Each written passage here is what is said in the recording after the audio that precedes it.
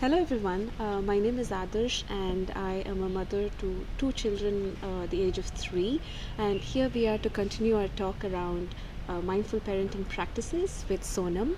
Hi Thank you. Sonam. Thank you, Adarsh. Wonderful to be back in conversation.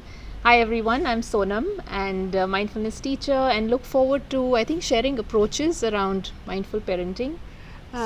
So today, Sonam, I have a very unique situation, which I think it's not so unique, but a lot of people have probably found themselves in such situations. So it was a time when one of my kids, was 2 years old, and I had gone away from the child for all of 15 minutes. When I got back, the Apple Pencil was in her mouth, and she had totally chewed it, and I had totally lost it, and I reacted in such a way.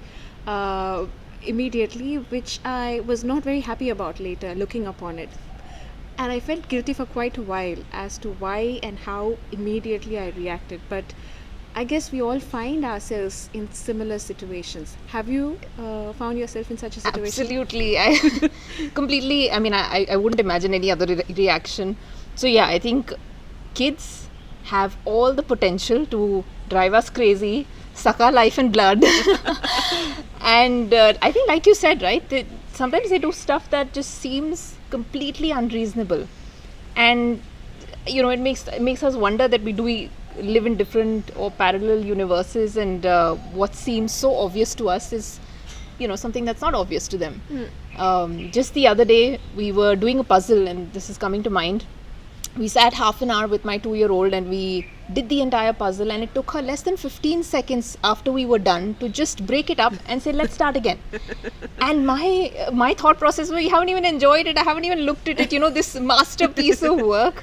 So I think, yeah, they're going through what they're going through and they're learning, and then while we tend to get frustrated, and then there's umpteen instances where are piled up ironed clothes and they just come and break that down, and it's annoying. It's annoying because we've spent time, effort, and they're delaying us for appointments, and there's so many examples, right? So I think fundamentally, yes, they have full potential to trigger us, annoy us, and when that trigger and stimulus kind of comes our way, reaction happens, right? I think that's fundamentally we all experience that. But now where the problem comes in is that none of us like that reaction, and likely as we think through it later, there's a sense of guilt, or we wonder why we couldn't respond better. So what do we do when you are presented with such a situation where, let's say, you have your Mac and then the child has poured a cup of coffee on your Mac? I mean, the ideal situation would be where we are really calm and say, it's all right, I'll get another Mac. But what do you do in such situations? What's your advice? So one of the very powerful things I've experienced, and I have had these conversations, is enabling a pause. I think we need to get to a space wherein we're not in this constant reactive mode, which there will be several opportunities in the day that's going to trigger us to be in that reactive mode, but that's not the way we want to spend our day, right? So shifting from a reaction to a response. Now, how we can do this is to enable a pause. So why a pause? Let's just look at it from purely a science and a brain perspective. Once we enable a pause, and when I say a pause, is something has happened, and instead of reacting, we're just stopping. Now what that does is that when we pause, we are now enabling parts of our brain that are responsible for actually decision making, for using the wisdom that we have, the knowledge that we've gained, to then create an appropriate response. While a reaction, which is instant, is coming more from the emotional center of our brain, and which is why it's either out of anger, frustration, annoyance, and we feel that, right? So one is that when we're creating a pause at the brain level, we are allowing for that part of the brain that can actually give us a decent response to kick in. Right now, and the other thing is, I think when we're creating that pause, you're also allowing for a shift in perspective to take place. Because when something happens, instantly it might just be like, oh my god, like how could they think of doing this? Like this is just not acceptable. Versus when that pause comes in, you're able to make sense of a situation a little bit better, to say, okay, this person is a child, this is not acceptable. Is there a negotiation that I could, that could happen, wherein we could turn this into a learning moment perhaps? Or am I looking at this in a way that it's not? There's several perspectives that could come up once that pause is created. But easier said than done. Yeah, exactly. That's my next question. Yeah. I mean, that'd be great in an ideal world where we are able to pause. Yeah. Now, at least we are aware of the fact that, that's one thing to resort to in a moment of, let's say, mini crisis like this. Yeah. But let's say we have reacted. Yeah. And the bomb has burst and the dam is broken and everything is done. The milk is spilt. Yeah. Even from the parent side. Yeah. So how do we patch it up? How do we go to the next stage? Yeah. So now this depends on what has happened and what one would have liked to have happened. So now if we say, looking back at the situation and evaluating what happened 2 hours ago, and feeling that our reaction was something that was not in line with what we perhaps are teaching them. So for example, if we hit them and we are teaching them that hitting is not allowed, that messaging would not add up for them, because we've done what we tell them not to do. So it's again hypocrisy. Conflicting for them. So they won't understand that. So in terms of their learning something of value, that opportunity is missed. So I think just being able to speak to them and say that we made a mistake in how we reacted, however, still perhaps addressing the situation depending on what happened there. What could sometimes also happen is we are so guilty for having done what we've done, and we tend to overcompensate for that in ways that are not healthy for the child, because then again it's misleading. It's like you did something which was not great, but we're not talking about that. We're just going and making them feel better in some alternate way, and now they've not learned what they had to learn, and they're also confused that why did my parent shout or scream at me?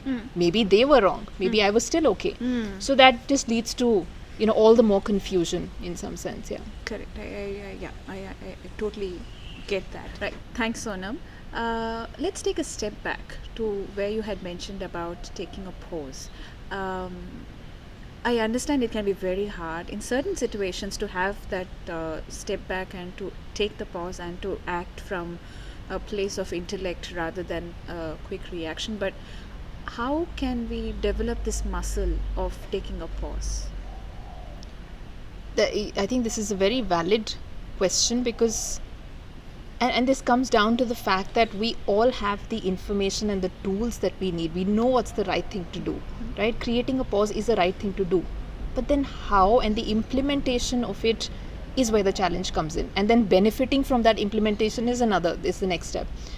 So mindfulness is a clear-cut tool that enables this pause. There's enough research that is out there to show that it tames the emotional center and the emotional reactivity that we have to our stimulus and situations and triggers around us, while enabling the prefrontal cortex, which is the decision making part of our brain. So the way I see it is that, and as I practice of course mindfulness myself as a parent, I can see and watch myself. So say a trigger has happened, the child has annoyed me, I'm able to feel the anger because of that pause. I'm feeling the anger in my body. That is giving me information that, okay, this situation is frustrating you.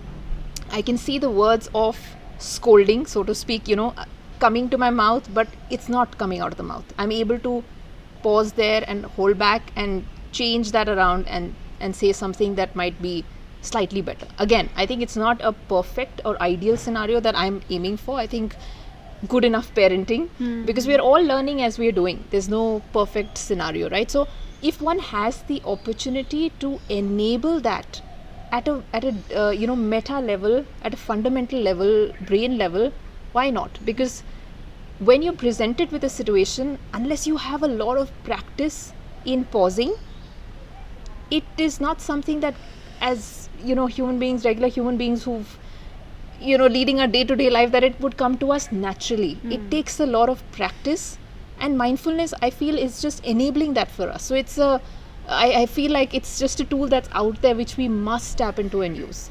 Thank you for sharing that, Sonam. So, I mean, if there are a few takeaways that if I can say from just Yeah. what you shared, it is I'm really glad you used the word good enough parenting. Yeah. I would like for you to speak a little more about it when you can, but to give ourselves the space to make mistakes, to acknowledge the fact that we are. It's okay to be good enough. No Yeah. need to aim for some kind of a pedestal in terms of parenting, and to acknowledge that we are also growing and Yes. learning along with the children. Thank you so much for this really useful sharing, Sonam. Thank you. I hope to talk to you again for more topics around mindful parenting. Absolutely. And thank you for your insightful situations, questions, and keeping this Absolutely engaging. my pleasure. Thank you.